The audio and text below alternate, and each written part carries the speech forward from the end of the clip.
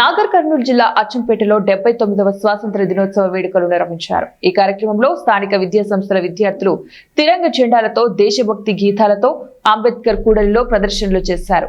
అదేవిధంగా దేశ నాయకులను స్మరించుకుంటూ ర్యాలీ నిర్వహించారు. స్థానిక ఎమ్మెల్యే డాక్టర్ చిక్కుడు వంశీకృష్ణ అంబేద్కర్ విగ్రహానికి పూలమాలలు వేసి జాతీయ జెండా ఆవిష్కరణలో పాల్గొన్నారు.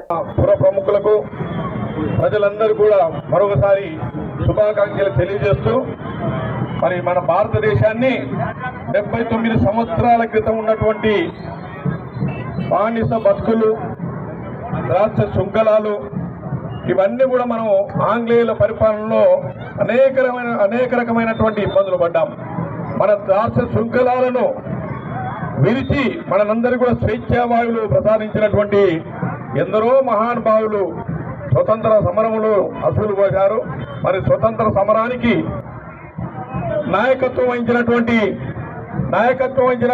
మహాత్మా గాంధీ గారు అహింస అనే ఆయుధం ద్వారా భారతదేశానికి స్వతంత్రం తెచ్చిపెట్టినటువంటి గొప్ప నాయకత్వం వహించి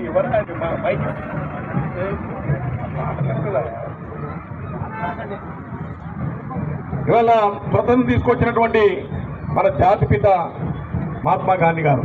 ఈ దేశానికి ఇద్దరు ముఖ్యం, ఒకరు ఫైటరు, ఒకరు రైటరు. ఫైటర్ ఎవరంటే మహాత్మా గాంధీ, మరి రైటర్ ఎవరంటే డాక్టర్ బిఆర్ అంబేద్కర్ గారు.